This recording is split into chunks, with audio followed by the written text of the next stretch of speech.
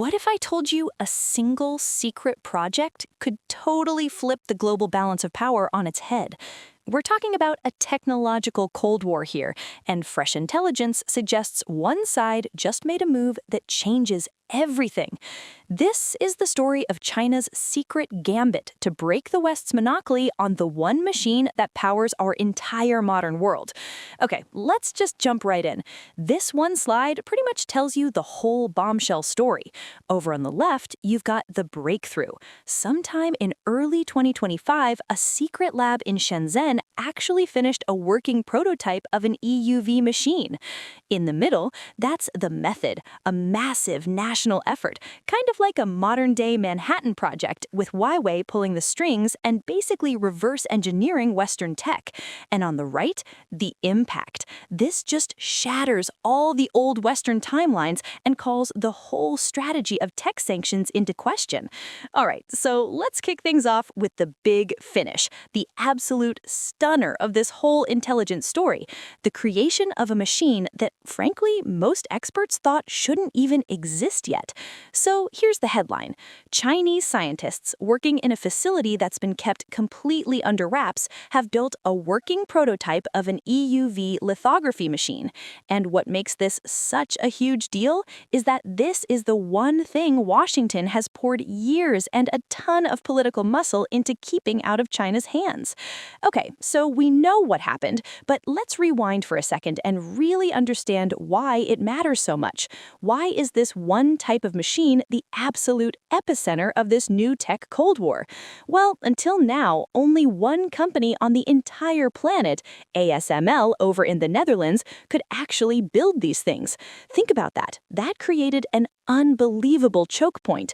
So since 2018, the US has been leading this campaign to build a kind of technological containment wall around China, pressuring the Netherlands to block any and all sales of these critical machines.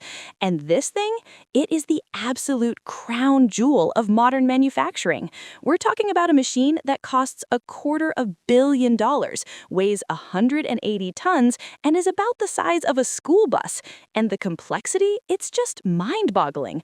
To get the light it needs, it fires these super powerful lasers at a tiny droplet of molten tin 50,000 times a second to create a plasma that is hotter than the surface of the sun. It's just wild. So what does this incredible machine actually do? Well, EUV lithography is how you make the world's most powerful computer chips. It uses this very specific kind of light to carve circuits onto silicon that are thousands of times thinner than a single human hair. Yeah, these are the tiny brains that power literally everything, from your new phone to the most advanced AI and military gear out there. So, facing this total Western blockade, China didn't just throw in the towel. No, instead, they launched this incredibly audacious, top-secret national project to just break the monopoly. And sources close to it are calling it China's version of the Manhattan Project. That's how big of a deal this is. Yeah, this was no simple R&D project. We're talking a massive national priority, supposedly overseen by one of President Xi Jinping's most trusted people. And who was running the show on the ground? The tech giant Huawei. They were in charge of this huge network of research labs, universities, and thousands of engineers all pushing towards one single goal: build the machine. So their strategy was basically a three-pronged attack to smash through this huge technological wall. First, go get the people who actually know how to build it. Second, tear apart the Western tech to figure out how to copy it. And third, find a way to get around all the sanctions to rebuild the incredibly complex supply chain you need for it. This first part was all about poaching talent. Starting back in 2019, China began aggressively targeting recently retired engineers from ASML, specifically those of Chinese descent, and they were offering massive incentives. We're talking signing bonuses up to $700,000, plus housing subsidies, all wrapped up in total secrecy. And get this This quote just paints a wild picture of how secret this whole operation was. One of the engineers they recruited was given a fake ID. When he got inside the secure facility, he saw other guys he used to work with at ASML, and they were also working under fake names. The secrecy was so tight, they were told to only use the fake names even with each other. Okay, pillar number 2 was just pure brute force reverse engineering. They put together a dedicated team of over 100 fresh Unities grads whose entire job was to take apart and then reassemble components from older machines. Every single desk had its own camera filming them, and they'd get a bonus every time they successfully put a part back together.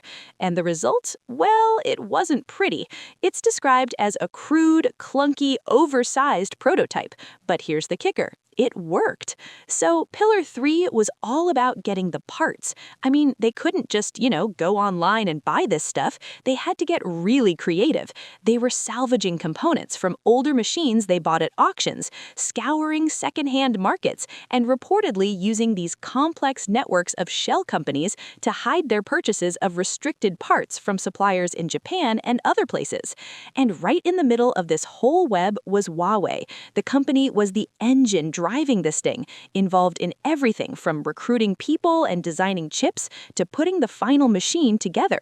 And the work culture was just next level. We're told employees on the really sensitive teams often had to sleep on site. They had limited phone access, and the teams were deliberately kept separate from each other to make sure nothing leaked.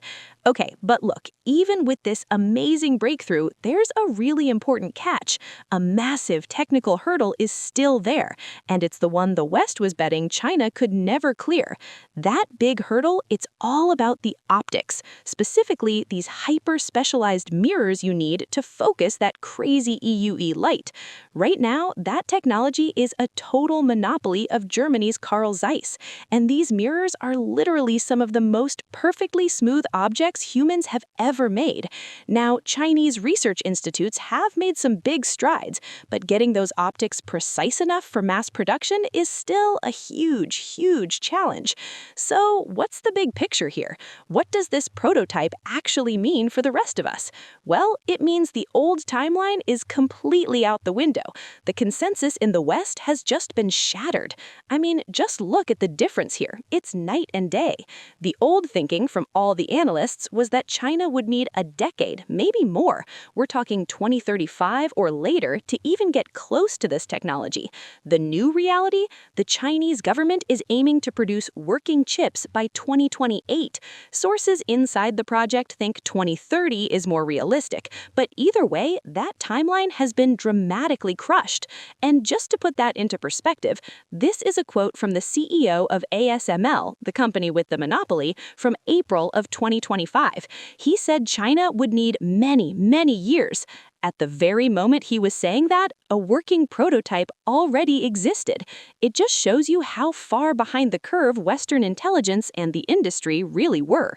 All right, let's pull back for a second, because this isn't just about one machine anymore. This is a fundamental stress test of the West's main geopolitical strategy, which is all about technological containment. You can see the whole story right here in these statements. ASML was feeling confident, the U.S. State Department was busy trying to close loopholes, and Dutch intelligence was warning about spying. And yet, the containment wall was breached anyway. This whole episode seriously puts the effectiveness of export controls to the test, especially when you're up against a country this determined. So, at the end of the day, this breakthrough doesn't really give us answers. It just leaves us with a bunch of bigger, tougher questions. First, can technological sanctions actually work to contain a nation that's this well-resourced and this determined? Second, now that the EUV barrier is cracking, what's the next critical choke point in this tech race? And maybe the biggest question of all, how is a self-sufficient Chinese chip industry going to shift the global balance of power in AI and military tech? These aren't just hypotheticals anymore. These are the highest stakes questions the world now has to grapple with.